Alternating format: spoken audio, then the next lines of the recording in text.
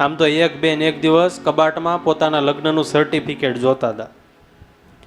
એટલે પતિએ પૂછ્યું કે શું ગોતે છે તું?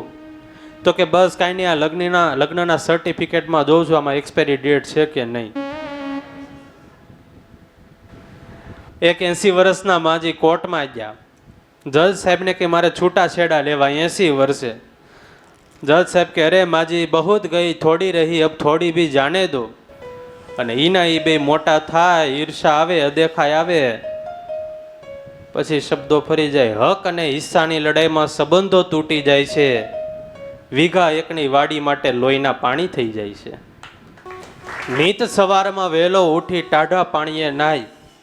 નીત સવારમાં વહેલો ઉઠી ટાઢા પાણીએ નાય, પણ સગા ભાઈનું સારું જોઈને દિલમાં લાગે લાય, તો પ્રભુ પૂજે શું થાય?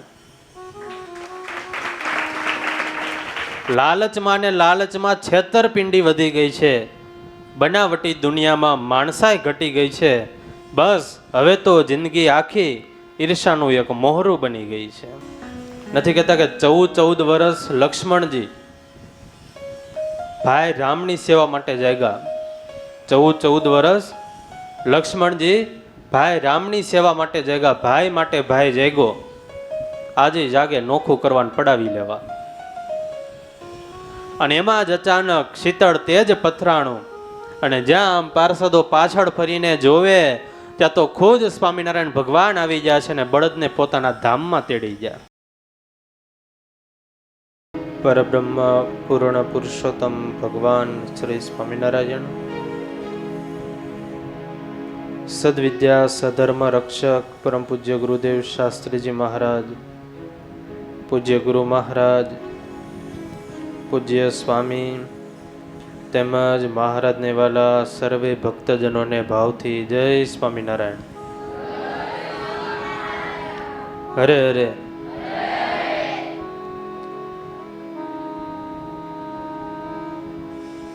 ઇતિહાસના અમર ચરિત્રો એની કથા આપણે શ્રવણ કરી રહ્યા છીએ અને એમાં છેલ્લે ગોપીચંદ રાજાના જીવન વિશે એમના ચરિત્રો આપણે શ્રવણ કર્યા હતા. આજથી આપણે ઇતિહાસમાં દાંપત્ય જીવનના આદર્શ કહી શકાય, પતિ પત્નીમાં આદર્શ કહી શકાય એવા રાજા નળ અને રાણી દમયંતી એમની કથા વિશે આજથી આપણે શ્રવણ કરીશું. મહાભારતની અંદર પાંડવોને 12 વર્ષનો વનવાસ થયો અને 1 વર્ષનો અજ્ઞાતવાસ થયો. પાંચેય પાંડવો અને દ્રૌપદી જંગલમાં પોતાનું જીવન પસાર કરી રહ્યા છે. અને એમાં અર્જુને ભગવાન શિવજી ઉપર ખૂબ તપ કર્યું અને તપ કરીને પાશુપતાસ્ત્રની પ્રાપ્તિ કરી અને સાથે બીજી અસ્ત્ર વિદ્યા શીખવા માટે, નૃત્ય શીખવા માટે અર્જુન સ્વર્ગમાં જાય છે. આ બાજુ જંગલમાં હવે યુધિષ્ઠિર, ભીમ, સહદેવ અને નકુલ તેમજ દ્રૌપદી આ પાંચેય જંગલમાં રહે છે. એમાં એક દિવસ બૃહસ્વ ઋષિ પધાર્યા. ચારેય ભાઈઓએ ઋષિનું સ્વાગત કર્યું, આગતા સ્વાગતા કરી અને સેવા કરવાનું શરૂ કર્યું. એમાં એક વખત ધર્મરાજ યુધિષ્ઠિર સેવા કરતા હતા મહર્ષિની, અને સેવા કરતા કરતા અચાનક જ આંખમાં અશ્રુ આવી ગયા. એટલે બૃહસ્વ મહર્ષિએ પૂછ્યું કે કેમ ધર્મરાજ યુધિષ્ઠિર, શા માટે રડો છો? શું દુઃખ આવી પડ્યું તમને? એટલે યુધિષ્ઠિર કહે, મહારાજ હું જુગાર રમ્યો અને છળ કપટથી જુગારની અંદર મામા શકુની અને દુર્યોધને મને હરાવ્યો. મારું સર્વસ્વ બધું છીનવી લીધું. એટલું જ નહીં પણ દ્રૌપદીને પણ ભરી સભામાં અપમાનિત કરવામાં આવી.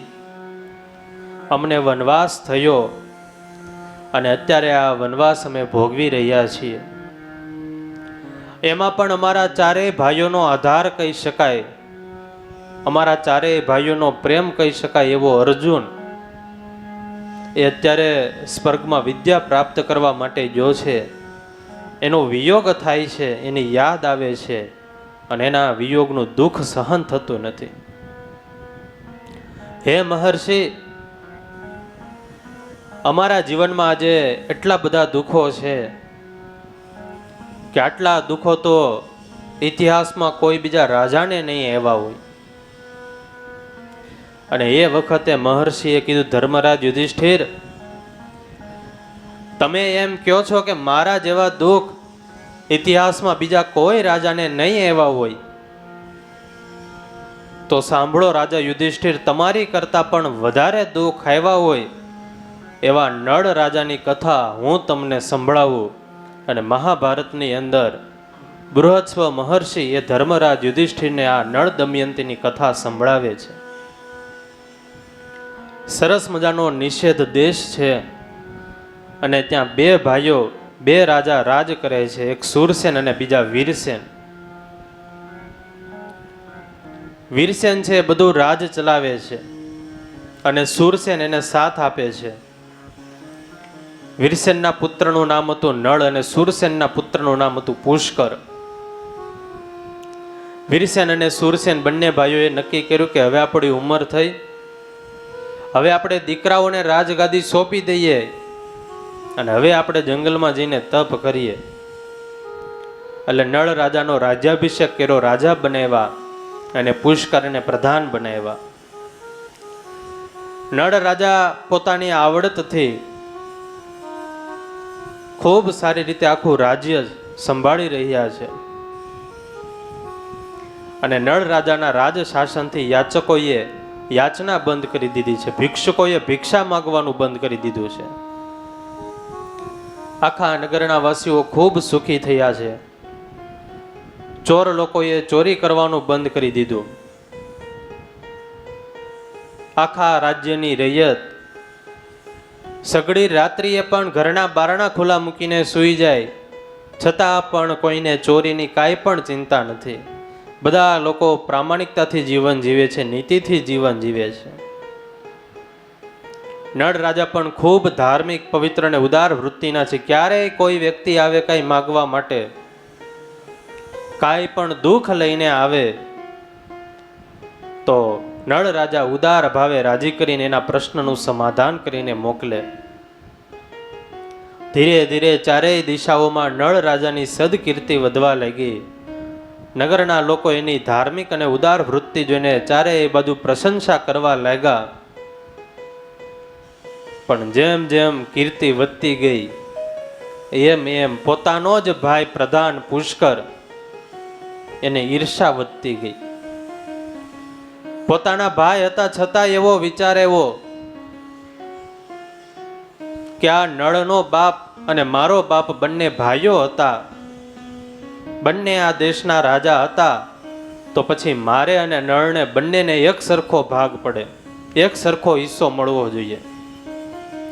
બીજું એ તો ખાલી માત્ર રાજા છે, હુકમ કરે છે, બાકી પ્રધાન તરીકે આ બધું તો હું જ કરાવું છું, હું જ લોકોને દાન અપાવું છું. અને છતાં નગરના લોકો એના જ વખાણ કરે, એના જ ગુણ ગાય. આજે રાજગાદી ઉપર જેટલો એનો અધિકાર છે એટલો જ અધિકાર મારો પણ છે. ભાઈ હતા, પ્રધાન હતા, છતાં પુષ્કરને રાજગાદી, રાજસત્તાને લઈને ભાઈ પ્રત્યે ઈર્ષા એવી છે. રામાયણમાં રાજગાદી તો નાના ભાઈ ભરતને મળતી હતી, પણ ભરતે એવો વિચાર કર્યો કે આ રાજગાદી એ મારા માટે નથી, આ રાજગાદી તો મારા રામ માટે છે. મારો રામ આ રાજગાદી ઉપર બેસી ન શકે તો મારાથી પણ આ રાજગાદી ઉપર બેસી ન શકાય. નથી કહેતા કે 14 વર્ષ લક્ષ્મણજી ભાઈ રામની સેવા માટે જાગ્યા. 14 વર્ષ લક્ષ્મણજી ભાઈ રામની સેવા માટે જાગ્યા, ભાઈ માટે ભાઈ જાગ્યો. આજે જાગે નોખું કરવાનું પડાવી લેવા. નાના હોય ત્યારે એક ઘોડિયામાં અવળા હવળા હોતા હોય, અને વાતો કરતા હોય, સમય બદલાય, સંજોગ બદલાય, દુનિયાના રંગ હજારો બદલાય, પણ લોહીના સંબંધો ન બદલાય ને ભાઈનો પ્રેમ તો ક્યારેય ન બદલાય. અને ઈના ઈ બે મોટા થાય, ઈર્ષા આવે, અદેખાય આવે, પછી શબ્દો ફરી જાય. હક અને હિસ્સાની લડાઈમાં સંબંધો તૂટી જાય છે. વીઘા એકની વાડી માટે લોહીના પાણી થઈ જાય છે. વીઘા એકની વાડી માટે લોહીના પાણી થઈ જાય છે. એક ભાઈને પગમાં કાંટો વાગતો હોય તો બીજાની આંખમાં અશ્રુ આવી ગયા હોય, ઈ રડવા લાગે, મારા ભાઈને કાંટો લાગ્યો. પણ મોટા થાય પછી જેનું જે થવું એ થાય, સામે સામે કાઠલો પકડતા હોય. એક બનેલ સત્ય પ્રસંગ.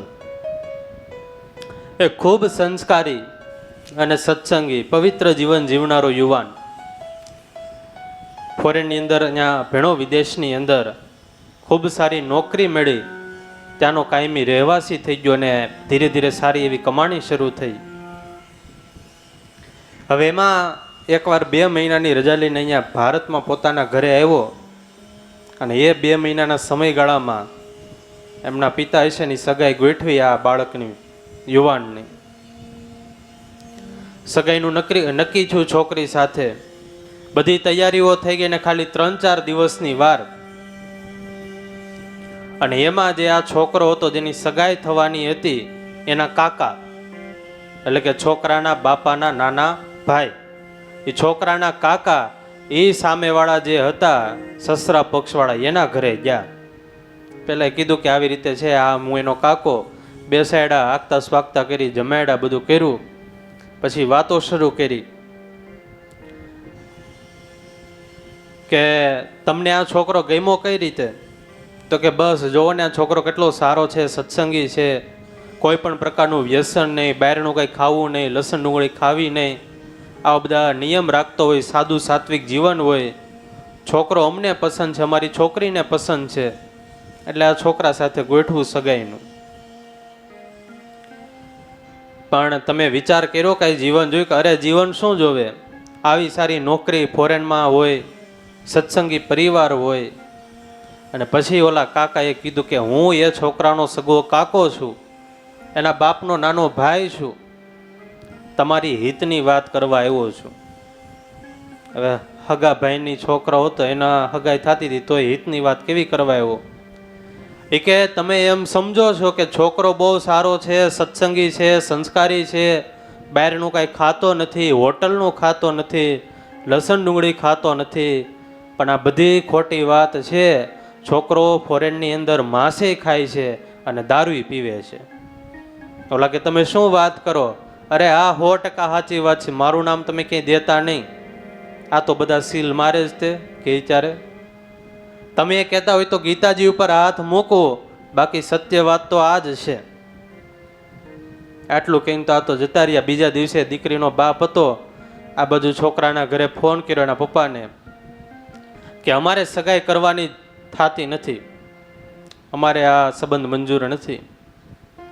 એટલે પેલા છોકરાના બાપે કીધું કે અત્યાર સુધી તમારી આ હતી, બધી તૈયારીઓ થઈ ગઈ, 4-5 દિવસની વાર છે, છોકરીને પસંદ છે, તમને પસંદ, પરિવારજનોને પસંદ, અને હવે આ સમયે અત્યારે તમે એન્ડ ટાઈમે એમ કહો કે હવે આપણે કરવું નથી.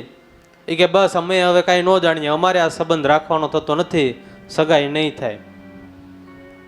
છોકરાના બાપે બહુ કીધું ને પછી ઓલાએ કીધું કે છોકરો એમ કહો છો કે સત્સંગી છે, સંસ્કારી છે, ગુણિયલ છે, સારો છે, બહારનું કાંઈ ખાતો નથી, પણ આ બધી વાત ખોટી છે.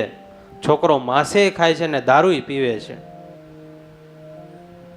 છોકરાના બાપા કે તમે વાત શું કરો? કે અમારો છોકરો કોઈ દી ખાય જ નહીં, 7 પેઢીથી અમારે સત્સંગ હાયલો આવે, અમારી 7 પેઢી સુધી કોઈ માંસ ખાય શું? કોઈએ અત્યાર સુધી માંસની ડીશ પીડ્યું, એને સ્પર્શ પણ કર્યો નથી.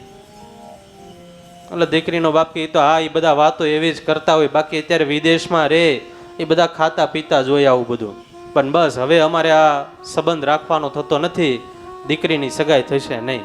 સંબંધ તોડીને કોને તોડાવ્યો? કાકાએ. પોતાના પપ્પાનો સગો ભાઈ હતો, એને ઈર્ષા એવી કે આવો સારો છોકરો હોય ને આવો સારો પરિવાર મળતો હોય, મારે એના કાંઈ હગાઈ કે લગ્ન કરવા દેવા નથી. ઈર્ષા એવી સંબંધ તોડાવી નાખ્યો.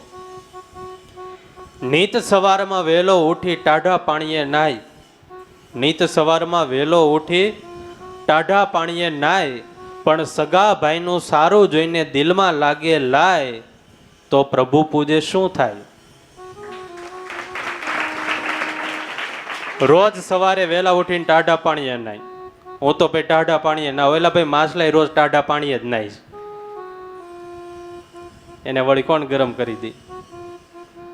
પણ સગા ભાઈનું સારું જોઈને લાય લાગતી હોય, અદેખાઈ આવતી હોય, ઈર્ષા આવતી હોય, તો ગમે એટલું ભજન કરે, તપ કરે, અનુષ્ઠાન કરે, પણ એમાં ઠાકોરજી રાજી ન થાય. કોઈ સરસ કીધું, ઈર્ષા તો હવે એક મોહરું બની ગઈ છે. ઈર્ષા તો એક હવે મોહરું બની ગઈ. મોહરું એટલે ખબર હોય તો મોઢે પહેરવાનું માંસ આવે, અલગ અલગ બધા હોય, સિંહ ને સ્પાઈડરમેન ને બેટમેન ને પછી કોઈ હીરો સુપરસ્ટાર ને બધા અલગ અલગ આવતા હોય, એ મોઢે પહેરવાનું માંસ આવે એને મોહરું કહેવાય. ઈર્ષા તો એક મોહરું બની ગઈ છે. બહુ હાવ સહેલા શબ્દો તમને સમજાય એવા. દુનિયામાં સારા બનવાનો દેખાડો વધી ગયો છે, ઈમાનદારી ગઈ અને બેમાની વધી ગઈ છે. દેખાદેખીમાં આ વળી અદેખાઈ વધી ગઈ છે. નાત જાતના સંબંધો કરતા ક્રૂરતા વધી ગઈ છે. ધન ભેગું કરવામાં સંબંધની માળા તૂટી ગઈ છે. કોઈ કોઈનું નથી એ કહેવત વધી ગઈ છે. લાલચમાં ને લાલચમાં છેતરપિંડી વધી ગઈ છે. બનાવટી દુનિયામાં માણસાઈ ઘટી ગઈ છે. બસ હવે તો જિંદગી આખી ઈર્ષાનું એક મોહરું બની ગઈ છે. હવે તો બધાને ઈર્ષા આવે. આ બાજુ પ્રધાન પુષ્કર અને નળ રાજા પ્રત્યે ઈર્ષા આવી. આખી રાજસભા ભરાઈને બેઠી હતી ને એમાં આ પ્રધાન પુષ્કર ઊભો છો. આજથી હું આ પ્રધાન પદવીનો ત્યાગ કરું છું. આજથી હું મારા ભાઈ નળ સાથેના તમામ સંબંધો તોડું છું અને આજથી આ તમામ રાજ્ય વૈભવનો ત્યાગ કરીને હવે હું જંગલમાં જતો રહીશ, તપ કરીશ. અને આમ જ્યાં એટલું ઊભા થઈને પુષ્કર બોલ્યા ત્યાં તો નળ રાજા તરત જ સિંહાસન પરથી ઊભા થઈ ગયા. આવીને તરત જ કીધું કે ના ભાઈ ના, જો તારે રાજગાદી જોતી હોય તો તને રાજગાદી આપું, તારે રાજા બનવું હોય તો તને રાજા બનાવું. તું કહેતો હું પ્રધાન બનું, પ્રધાન નહીં તો તારો નોકર બનીને રહું, પણ તું આવી રીતે રાજ્યનો ત્યાગ કરીને ન જા, અમારી બધા સાથેના સંબંધો ન તોડ. નળ રાજા ખૂબ પુષ્કરનો હાથ પકડીને એને રોકવાના પ્રયત્ન કરે, સમજાવે, પણ પુષ્કરે નળ રાજાના હાથમાંથી પોતાનો હાથ છોડાવીને જંગલ બાજુ જતા રહ્યા છે. પહાડની ટોચ ઉપર જઈને તપ કરવા લાગ્યા. આ બાજુ પોતાના ભાઈ પુષ્કરના વિયોગમાં નળ રાજા રાજ્ય ચલાવે છે.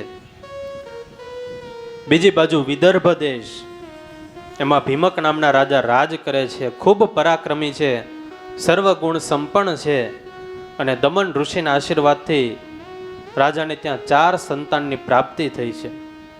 3 દીકરા છે, 1 દીકરી છે. દીકરાના નામ છે દમ, દાંત અને દમન, અને દીકરીનું નામ છે દમયંતી. દમયંતી ખૂબ જ રૂપવાન છે, ગુણવાન છે અને ટેકીલા છે. એકવાર જીવનમાં કોઈ ટેક ધારે પછી એ મરણાંત સુધી છોડે નહીં, એવા એ ટેકીલા છે. આ બાજુ નળ રાજા પુષ્કરના વિયોગે પોતાનું જીવન જીવી રહ્યા છે અને એમાં એક દિવસ નારદજી આવ્યા. આવીને દમયંતીના ગુણોની બધી વાત કરી, રૂપોની બધી વાત કરી, વખાણ કર્યા. અને જેવા દમયંતીના રૂપ અને ગુણના વખાણ સાંભળ્યા એટલે નળ રાજા વિમાસણ કરવા લાગ્યા. દમયંતીની સાથે લગ્ન કરવાના વિચાર કરવા લાગ્યા. હવે કેમ કરવું, શું કરવું કે જેનાથી દમયંતી સાથે લગ્ન થાય? મનમાં વિચારોના વમળ શરૂ થયા છે. ઘોડા ઉપર સવાર થયા અને જંગલમાં જવા માટે નીકળ્યા. અને એમાં એક સરસ મજાનું સુંદર સરોવર જોયું. સરોવરની અંદર સરસ મજાના પક્ષીઓ બધા તરી રહ્યા હતા. અને જેવા સુંદર પક્ષીઓ જોયા, નળ રાજા દમયંતીના વિચાર ભૂલીને પક્ષીઓના વિચારમાં ચડ્યા. વાહ, કેટલા સુંદર પક્ષીઓ છે! આમાંથી એકાદ પક્ષી જો હાથમાં આવી જાય તો પછી મારા પ્રાણની પેરે એ પક્ષીનું પાલન પોષણ કરું. અને એમાં એક દૂર ઝાડ હેઠે સરોવરના પક્ષીઓનો રાજા કહી શકાય એવો એક હંસ એ આરામ કરવા માટે એક પગે ઊભો હતો. અને નળ રાજાની દ્રષ્ટિ આ હંસ ઉપર પડી. નળ રાજા વિચારે, જો આ હંસ હાથમાં આવી જાય તો હમણાં એને પકડી લઉં ને મારા રાજમહેલમાં લઈ જાઉં. હવે તરત જ ઉતાવળ કરીને પકડવા જાય. કબૂતર કે ચકલી હોય બાજુમાં આવે ને પકડવા જાવ તો શું થાય? ઉડી જાય. એ કઈ પકડાય નહીં. હંસને જો તરત પકડવા જાય તો હંસ તો પાણીમાં જતો રહી, પકડાય નહીં. એટલે રાજાએ યુક્તિ કરી. ધીરે એકથી ઘોડા ઉપરથી ઉતરા, પોતાના પગની મોજડી કાઢી નાખી, થોડી વાર માટે પોતાના શ્વાસ બંધ કરી દીધા અને ધીરે ધીરે ધીરે ચપળતાથી અવાજ કર્યા વગર હંસ પાસે આવ્યા અને હંસનો આવીને પગ પકડી લીધો. જેવો હંસનો પગ પકડ્યો એટલે હંસ તો તરફડિયા મારવા લાગ્યો, અવાજ કરવા લાગ્યો. અને હંસનો અવાજ સાંભળીને આજુબાજુથી હંસલીઓ ઉડતી ઉડતી ત્યાં આવવા લાગી. હંસને રાજાના હાથમાં જોયો એટલે હંસલીઓ પોતપોતાની રીતે પોતપોતાના શબ્દોમાં કહેવા લાગી. હંસલીઓ નળ રાજાને કહે કે તે અમારા હંસને પકડો, અમે બધી હંસલીઓ તને શ્રાપ આપીએ છીએ કે અમારો અને હંસનો જે રીતે તે વિયોગ કરાવ્યો એમ તારો અને તારી પત્નીનો પણ વિયોગ થશે અને તારી રાણી હશે, તારી ઘરવાળી હશે, એ છાતી કૂટી કૂટીને રડશે. આમ હંસલીઓ પોતપોતાની ભાષામાં બોલવા લાગી. નળ રાજાને કે મને ને તમને એના શબ્દો સંભળાય કે સમજાય નહીં. એની રીતે બોલતી હતી એટલે હંસ બોલ્યો, અરે હંસલીઓ, મિથ્યા તમે ન બોલો. સૌને પોતપોતાના ભાગ્યનું ભોગવવું પડે. વિધાતાએ જે લેખ લખાય છે એ પ્રમાણે થશે. કર્મે લેખા કીર્તાર છઠ્ઠી ના ચૂકે નહીં. ભલે કરો ને હુનર હજાર તોય અંતે આવીને એ તો આડા જ ફરે. હંસલીઓને હંસનો અવાજ સાંભળીને નળ રાજા બોલ્યા, હંસ તું આક્રંદ ન કર. હું તો સુરસેનનો પુત્ર નળ છું. મારા પ્રાણની પેરે તને પાડીશ. હું પરાધી નથી, શિકારી નથી. હું તને મારીશ નહીં પણ સાચવીશ.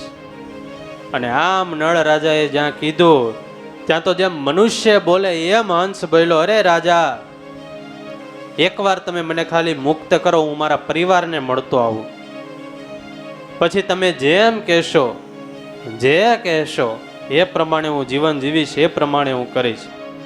અને આમ મનુષ્યની જેમ હંસ બોલ્યો ત્યાં તો રાજાને આશ્ચર્ય થયું. આમાં ધ્યાનથી સાંભળતા હશે એને થયું હશે હંસ બોલે, નહીં સાંભળતા હોય એને તો ખબર નહીં હોય કોણ બોલે.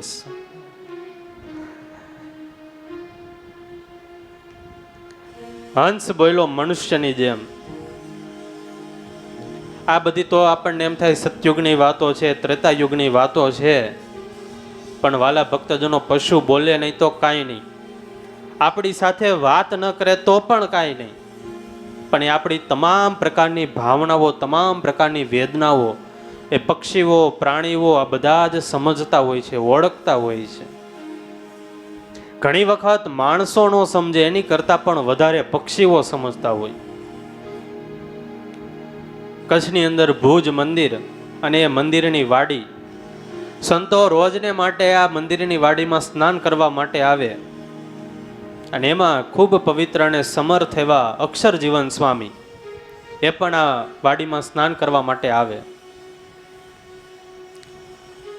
રોજ સંતો વાડીએ સ્નાન કરવા આવે એટલે કૂવાની બાજુમાં જ એક બળદ બાંધતા. સંતો જેવા આવે એમાં અક્ષરજીવન સ્વામી સાથે હોય. એટલે જેવા સંતો આમ આવે, અક્ષરજીવન સ્વામી આવે એટલે બળદ ભાવથી દર્શન કરે, એમની સામે ટગર ટગર જોયા કરે. હવે આવી રીતે 4-5 દિવસ સુધી આવેલું એટલે સહેજે સ્વામીની પણ દ્રષ્ટિ જાય કે અમે આવીએ છીએ ને આ બળદ રોજ અમારી સામે જોવે છે. 4-5 દિવસ પસાર થયા એટલે સ્વામી બળદ પાસે ગયા. અને જઈને બળદના શરીર ઉપર હાથ ફેરવવા લાગ્યા. હવે આવા મોટા સમર્થ સંત, વડીલ સંત અને એના કોમળ હાથ, બળદ ઉપર હાથ ફેરવો ને બળદને તો ખૂબ મજા આવી. અને પછી તો દરરોજનો ક્રમ થયો, સ્વામી આવે એટલે બળદ ભાવથી દર્શન કરે અને સ્વામી માથે હાથ ફેરવે. સ્વામીને પણ ક્યારેક એવું થાય તો બાજુમાં ઘાસચારો પડ્યો હોય તો ઘાસચારો થોડોક ખવડાવે, બાજુમાં રોટલીના બટકા પડ્યા હોય તો એ ખવડાવે, ક્યારેક ગોળ ખવડાવે, ક્યારેક લાડુ ખવડાવે. અને બળદનું રોજનું આ નિયમ, સ્વામી આવે એટલે સ્વામીના દર્શન કરવાના. ધીરે ધીરે આ બળદને સ્વામીમાં એટલું બધું હેત થઈ ગયો, એટલો બધો ભાવ પ્રેમ થઈ ગયો. સવારનો સમય થાય હજી તો સ્વામી આમ આવવાના હોય ત્યાં દૂરથી આમ જોવે, સ્વામી આવ્યા કે નહીં, સ્વામી ક્યારે આવશે, સ્વામી ક્યારે આવશે. રાહ જોતો હોય બળદ સવારમાં, વહેલી સવારે. નહોતો બળદને સત્સંગનો યોગ છો કે નહોતો ભજનનો યોગ છો, બસ ખાલી અક્ષર જીવન સ્વામી સાથે હેત થઈ ગયું, પ્રેમ થઈ ગયો, ભાવ બંધાઈ ગયો. અને એમાં એક દિવસ સ્વામી ભગવાનના ધામમાં સીધા આવ્યા. વાડીએ અક્ષર જીવન સ્વામી સ્નાન કરવા માટે ન આવ્યા એટલે બળદને ચિંતા થઈ કે સ્વામી કેમ નહીં આવ્યા હોય, શું થયું હશે સ્વામીને. અને કોણ જાણે એ બળદને ખબર પડી ગઈ કે મારા સ્વામી તો હવે ભગવાનના ધામમાં જતા રહ્યા છે. અને કોઈ બળદના પગ કાપી નાખે, પગ ભાંગી નાખે એમ અંદરથી બળદ ભાંગી પડ્યો. અને જેમ માણસ રડે એમ ચોધાર આંસુએ બળદ રડવા લાગ્યો. બળદ આગળ ઘાસચારો નાખે તો ઘાસચારો ખાય નહીં, પાણી પીવડાવે તો પાણી પીવે નહીં. અને એમાં સ્વામીના અગ્નિ સંસ્કાર કરવાનો દિવસ આવ્યો. જે બળદને સ્વામી સાથે હેત હતું એ જ બળદને ગાડા સાથે જોડવામાં આવ્યો અને એ ગાડામાં સ્વામીના અગ્નિ સંસ્કાર માટેના લાકડા ભરવામાં આવ્યા. પણ પશુ ઘણી વખત માણસ કરતા પણ પશુ વધારે સમજે. ખબર છે કે આ લાકડા છે એ અક્ષર જીવન સ્વામીના અગ્નિ સંસ્કાર માટે વપરાવાના છે. સ્વામી તો ભગવાનના ધામમાં જતા રહ્યા છે, હવે મારે રોજ દર્શન નહીં થાય. અને બળદ તો જાણે આમ થાકી ગયો હોય એ રીતે હાલે, અશક્તિ આવી ગઈ હોય એ રીતે હાલે ને આંખમાંથી ચોધાર આંસુ એ રડે. સ્વામીના જ્યાં અગ્નિ સંસ્કાર કરવાના હતા ત્યાં બળદને લાવવામાં આવ્યો, લાકડાનું ગાડું ઠલવવામાં આવ્યું, લાકડા ગોઠવવામાં આવ્યા અને સ્વામીનો પાર્થિવ દેહ એ ત્યાં લાવવામાં આવ્યો. જેવા સ્વામીનો પાર્થિવ દેહ જોયો અને બળદ વધારે રડવા લાગ્યો. આખી ધીરજ એના શરીરમાંથી જતી રહી, પગેથી જમીન ખોદવા લાગ્યો, ત્યાં ને ત્યાં બેસી ગયો, રડવા લાગ્યો. સ્વામીના અગ્નિ સંસ્કાર વિધિ પૂર્ણ થયા અને પાછો બળદને વાડીમાં લાવ્યા, ત્યાં બાંધી દીધો. સંતો, પાર્ષદો, હરિભક્તો બધા બળદ પાસે જાય, પ્રેમથી ખવડાવે ઘાસચારો તો ખાય નહીં, પાણી પીવડાવે તો પીવે નહીં, માથે હાથ ફેરવે, કાલાવાલા કરે, સમજાવે, પણ છતાં કાંઈ ખાય નહીં. ધીરે ધીરે બળદને અશક્તિ આવી ને બળદ ત્યાં જ પછી પોતાની જગ્યાએ બેસી ગયો. બધા જાણે છે કે જેમ સ્વામિનારાયણ ભગવાન હતા અને એની માણેક વર્ણી માણકી ઘોડી હતી એને અણજળ છોડી દીધા હતા, એમ આજે આ બળદે પણ અક્ષર જીવન સ્વામીની યાદમાં સ્વામી ધામમાં ગયા એટલે એના વિયોગે અંજળ છોડી દીધા છે. અને એમાં સ્વામી ધામમાં ગયા એના 13માનો દિવસ આવ્યો. હરિભક્તો, પાર્ષદો બધા વાડીમાં ખેતરમાં કામ કરે છે અને એમાં જ અચાનક શીતળ તેજ પથરાણું અને જ્યાં આમ પાર્ષદો પાછળ ફરીને જોવે ત્યાં તો ખુદ સ્વામિનારાયણ ભગવાન આવી ગયા છે અને બળદને પોતાના ધામમાં તેડી ગયા.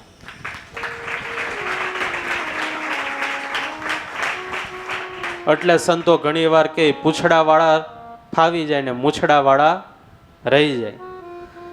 સત્સંગનો યોગ ન હોય, ભજનનો યોગ ન હોય, ભગવાનનો યોગ ન હોય, કોઈ પુણ્ય કાર્ય ન કર્યું હોય, સત્કાર્ય ન કર્યું હોય તો એ પછી રહી જાય. મહારાણા પ્રતાપનો વફાદાર અને બહાદુર ઘોડો ચેતક પોતાના માલિક માટે શહીદ થઈ જાય. હું એનામાં વફાદારી હશે, દેશભક્તિ હશે. એક વખત એક યુરોપિયન વ્યક્તિ, વિદેશી વ્યક્તિ જ્યાં ચેતક ઘોડાની સમાધિ છે દફન કરવામાં આવ્યો છે, ત્યાં યુરોપિયન વ્યક્તિ આવ્યો અને આવીને અહીંયા બીજા પ્રવાસીઓ લોકો હોય છે ને કીધું કે આ જ ચેતક ઘોડો એ છે ને જે મહારાણા પ્રતાપ માટે શહીદ થઈ ગયો. તો કે હા, આ જ એ જ ઘોડો, અને એને અહીંયા દાટવામાં આવ્યો, એની દફન વિધિ અહીંયા કરવામાં આવી. હવે આ તો વિદેશી વ્યક્તિ, યુરોપિયન વ્યક્તિ પોતાના થેલા એક બાજુ મૂકી દીધા, પગમાંથી બૂટ કાઢી નાખ્યા, અને જ્યાં એને દફન કરવામાં આવ્યો તો ઘોડાને, ત્યાં પોતે બેસી ગયા અને ચોધાર આંસુએ રડવા લાગ્યા અને માથું ત્યાં દફન ઉપર ટેકવી દીધું. ઘણી વાર સુધી આમને આમ બેઠા રહ્યા અને પછી ઊભા થયા એટલે કોઈ ત્યાં પ્રવાસી છે એને કીધું કે શા માટે એટલા બધા તમે રડો છો? હું ક્યારનો જાઉં છું કે તમે અહીંયા આવ્યા, બેઠા અને માથું ટેકવીને ક્યારના બેઠા હતા, રડતા હતા, શું કરતા હતા તમે? અને ત્યારે પેલા યુરોપિયન વ્યક્તિએ કીધું કે બસ હું તો ચેતક ઘોડાને કહેતો હતો, હે ચેતક, તારામાં જેવી દેશભક્તિ અને સ્વામી ભક્તિ હતી એવી જ દેશભક્તિ અને સ્વામી ભક્તિ મારામાં આવે એવું તું કરજે. ત્યારે એ ઘોડાને કેટલી દેશભક્તિ અને સ્વામી ભક્તિ હશે કે પોતાના માલિક માટે શહીદ થઈ જાય. ત્યારે પશુ કો ભી પ્રેમ કી પહેચાન હોતી है. આ બાજુ નળ રાજા કહે, હંસ તું તો અમારા મનુષ્યની જેમ વાત કરશો, બોલ છો, માટે હવે તો તને હું ન છોડું, મારા પ્રાણ કરતા પણ વધારે તને સાચવું. હંસ કે રાજા, મને ખાલી માત્ર એકવાર મુક્ત કરો, હું મારા પરિવારને મળતો આવું, તરત જ પાછો આવીશ. અને હા રાજા, હું તમને એક વચન આપું છું, એક વખત જિંદગીમાં હું એવું કાર્ય કરીને બતાવીશ કે જે કાર્ય બીજા કોઈએ કરીને નહીં બતાવ્યું હોય, એવું એક કામ હું તમને કરીને બતાવીશ. બસ તમે મને ખાલી એકવાર મુક્ત કરો. નળ રાજા કે હંસ, મને તારા ઉપર વિશ્વાસ તો નથી આવતો, પણ ભગવાનના વિશ્વાસને આધારે અને તારા વાણી અને તારા રૂપને આધારે હું તને છોડું છું. એમ કરીને નળ રાજાએ હંસને મુક્ત કર્યો.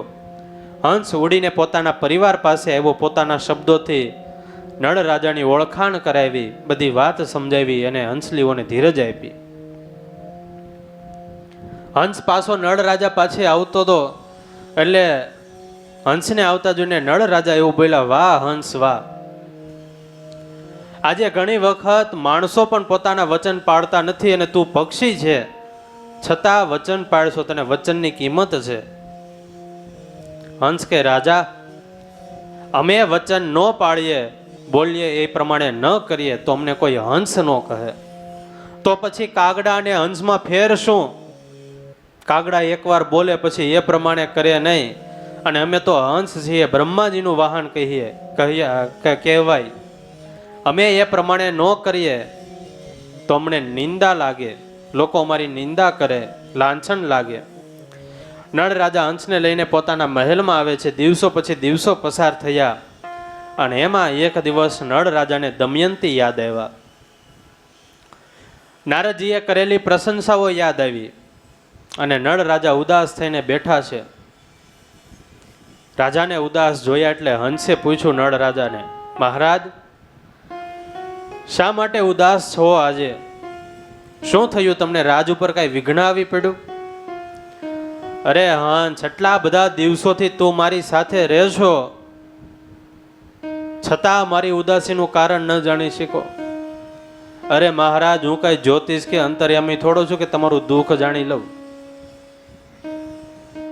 હંસ, આટલા દિવસોથી આ રાજમહેલમાં રહે છો, ક્યાંય તારા ભાભીને તે જોયા?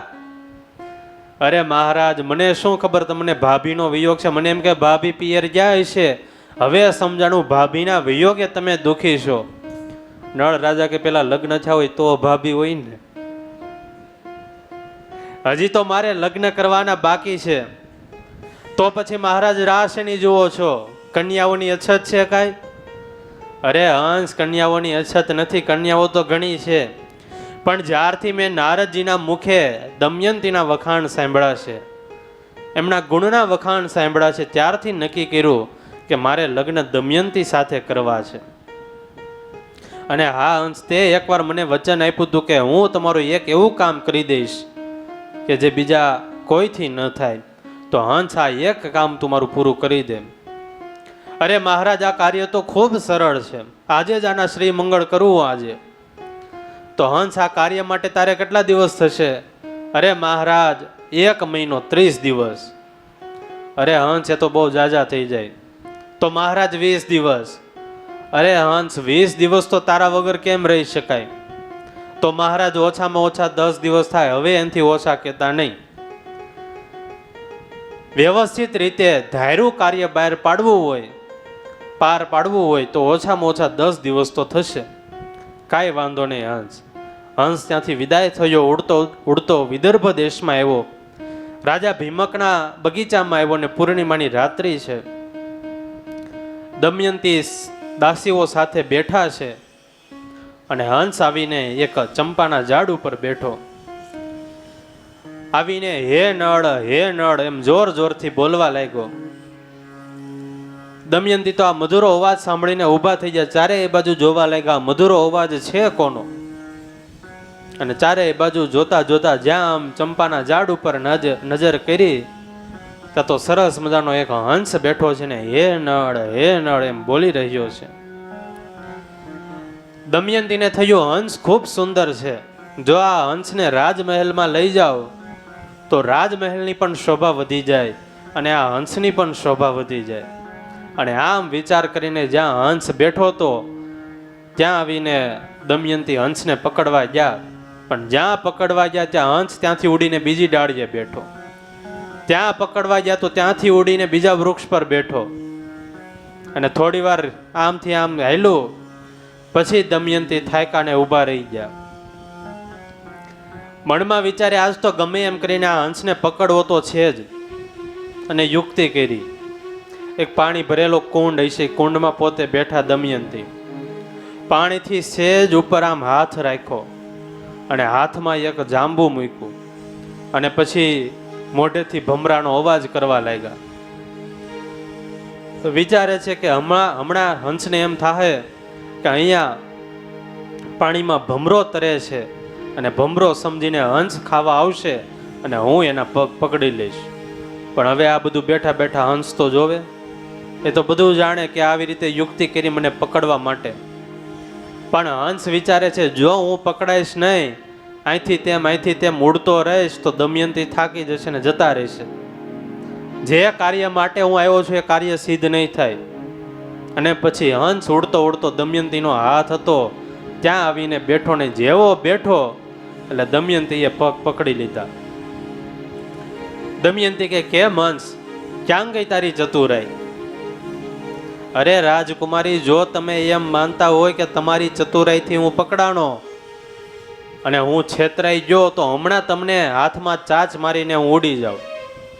અરે હંસ, એવું તું નહીં કરતો, લે હું તને મુક્ત કરું. એમ કરીને હંસને છોડ્યો અને પોતાના ખોળામાં લઈ લીધો. રાજમહેલમાં લઈને આવ્યા અને રાજમહેલમાં એક બાજુ હંસ બેઠો છે, એક બાજુ દમયંતી બેઠા છે. અને દમયંતી કે હંસ, હમણાં તું એમ કહેતો તો હે નળ, એ નળ શું છે? વૃક્ષનું નામ છે, પહાડનું નામ છે, સરોવરનું નામ છે શું આ નળ? અરે રાજકુમારી, તમે નળ વિશે નથી જાણતા? નહીં. અરે તમે નળ વિશે નથી જાણતા તો તમારા કાન એ કાન નથી, ભમરીના દર છે. તમારી આંખ એ આંખ નથી, પણ ઓલા મોર પીછના જેમ ગોળ ચાંદા આવે એ ચાંદા છે. હંસ, એટલા બધા નળના વખાણ કરશો તો આ નળ છે કોણ? અરે રાજકુમારી, નળ છે નિષેધ દેશના રાજા છે. નળ રાજાનો તો હું શું વખાણ કરું? સમગ્ર દેશ ઉપર એવો કોઈ રૂપવાન અને ગુણવાન રાજા તમને ક્યાંય જોવા નહીં મળે. સાગર જેવી વિશાળ ઉદારતા છે, સૂર્ય જેવું તેજ છે, ચંદ્ર જેવી સૌમ્યતા છે, હિમાલય જેવી અડગ સ્થિરતા છે અને સિંહ જેવી તો એનામાં વીરતા રહેલી છે. અને મોટા મોટા રાજાની રાજકુમારીઓ, ખૂબ સુંદર સુંદર કન્યાઓ, રૂપવાન કન્યાઓ અમારા નળ રાજાને પરણવા માગે છે, પણ અમારા નળ રાજા બધાને રિજેક્ટ કરે છે, કોઈને સ્વીકારતા નથી. આમ નળ રાજાના વખાણ સાંભળ્યા હંસ પાસેથી એટલે દમયંતીને થયું કે હવે તો મારે નળ રાજા સાથે જ લગ્ન કરવા છે. એને તાલા વેલી જાગી. દમયંતી હંસને કે હંસ, મારી એક ઈચ્છા છે કે નળ રાજા મારા પતિ બને, મારા લગ્ન એમની સાથે થાય. તો હંસ આમાં તું મારી કંઈક મદદ કર. હંસ મનમાં કે હું ક્યારનો એ જ વિચારતો તો હું એ તો કરવા આવ્યો છું અહીંયા, જોતું તું એ મળી ગયું. હંસ કે રાજકુમારી તમારી જેવી તો હજારો કન્યાઓ આવી, હજારો કન્યાઓને મારા રાજાએ જોઈ લીધી, પણ કોઈ હજી સુધી પસંદ આવી નથી. પણ હંસ મને તારા ઉપર વિશ્વાસ છે, તું મારો ભાઈ છો, હું તારી બેન છું. ઘડીકમાં તો ભાઈ બેની થઈ ગયા. તું મારો ભાઈ છો, હું તારી બેન છું. હવે તો મારું મન માત્ર નળ રાજામાં જ છે, એમાં બંધાઈ ગયું છે. જો હંસ નળની નારી હું ન થાવ તો લાગી દિલમાં લાય. હવે તો નળ રાજા સાથે મારા લગ્ન ન થાય તો હૃદયથી મને ખૂબ દુઃખ થશે. મારું આ એક કામ તું પાર પાડી દે. હંસ કે રાજકુમારી હમણાં હું નળ રાજાની આગળ તમારા રૂપના વખાણ કરું, ગુણના વખાણ કરું, તમારા લગ્ન કરાવવું, પણ તમારા રૂપ ગુણ વિશે તો સમગ્ર લોકો જાણે છે. અરે એટલું જ નહીં, સ્વર્ગ લોક સુધી તમારા વખાણ થાય છે, પ્રશંસા થાય છે. તમારો સ્વયંવર નક્કી થાય, સમગ્ર દેશમાંથી રાજાઓ આવે, દેવતાઓ આવે, અને એ વખતે પછી તમે બીજા દેવતાઓ કે રાજાના રૂપ ગુણમાં મોહ પામી જાઓ અને એને હાર પહેરાવો ને નળ રાજાને હાર ન પહેરાવો તો પછી રાજા અને મારો બંનેને નીચે જોવા જેવું થાય. એટલે દમયંતીએ કીધું કે હંસ, હું તો નળની નારી, બીજા મારે ભ્રાત તાત જેવા, જીત નહીં ચડવાનું. અરે ભલે ને આવે સ્વર્ગ તણા દેવા. હવે તો કદાચ સ્વર્ગમાંથી દેવતાઓ પણ આવી જાય તો પણ લગ્ન તો હું નળ રાજા સાથે જ કરીશ. નળ રાજા સિવાયના તમામ પુરુષો આજથી મારા માટે ભાઈ અને પિતા સમાન છે. હવે તો પરણું એક ખાલી નળ રાજાને જ પરણું. અને આમ જ્યાં ટેક લીધી એટલે હંસને થઈ ગયું હવે દમયંતી નક્કી નળ રાજા સાથે જ લગ્ન કરશે. હંસ કહે, દમયંતી તમારા રૂપ ગુણના વખાણ સાંભળીને રાજા નળ તો આવશે, પણ જ્યારે સ્વયંવર રચાશે ત્યારે સાથે સાથે દેવતાઓ પણ નળ રાજાનું રૂપ લઈને આવશે. પણ એ વખતે તમે બીજા કોઈને માળા પહેરાવતા નહીં, ખાલી નળ રાજાને જ પહેરાવજો. એટલે દમયંતી કે પણ હું એમાંથી નળ રાજાને ઓળખીશ કઈ રીતે? હંસ કહે, અંતરિક્ષ રેશે ઊભા વળી એમની નિમેષ નવ મળતી, વસ્ત્ર અંગથી અળગા એ નિશાણી ઓળખજે વળતી. દેવતાઓ હશે એના વસ્ત્રો સ્વચ્છ હશે, મેલા નહીં હોય. અને બીજી મુખ્ય નિશાણી, દેવતાઓના આંખના પલકારા નહીં થતા હોય. મનુષ્યના આંખના પલકારા થાય, દેવતાઓને નહીં થાય. આ બીજી નિશાની, આ બે નિશાની દ્વારા તું અસલી નળ રાજાને ઓળખજે. હંસ ત્યાંથી વિદાય થયો. નારદજીને થયું કે દમયંતી જેવી ટેક લેનાર તો કન્યાઓ ઘણી હોય, કે મારે આની સાથે જ લગ્ન કરવા છે. લગ્ન થઈ પણ જાય, 6 મહિના 9 મહિના 1 વર્ષ થાય. આમ તો એક બેન એક દિવસ કબાટમાં પોતાના લગ્નનું સર્ટિફિકેટ જોતા હતા. એટલે પતિએ પૂછ્યું કે શું ગોતે છે તું? તો કે બસ કાંઈ નહીં, આ લગ્નના સર્ટિફિકેટમાં જોઉં છું આમાં એક્સપાયરી ડેટ છે કે નહીં. એક 80 વર્ષના માજી કોર્ટમાં ગયા. જજ સાહેબને કે મારે છૂટા છેડા લેવા 80 વર્ષે. જજ સાહેબ કે અરે માજી બહુત ગઈ થોડી રહી, અબ થોડી ભી જાને દો. નહીં, મારે તો છૂટા છેડા લેવા જ છે. કેમ? તો કે દાદા અને હું અમારી બંને વચ્ચે નક્કી થયું હતું કે આપણે એકબીજાનો કાંઈ પણ વાક આવે તો સાંભળી લેવાનું, અને એમાં હું બરાબર આ નિયમોનું પાલન કરું છું. મારો કાંઈ પણ વાક આવે એટલે દાદા મને હરખુંથી કહી દે, ખખડાવીને કહી દે, અને હું બધું સાંભળી લઉં, સહન કરી લઉં. અને જ્યારે એનો વાક આવે ને મારે કહેવાનો સમય થાય તો એ કાનમાંથી 2 મીટર કાઢીને એક બાજુ મૂકી દઈ. આ બાજુ નારદજીને થયું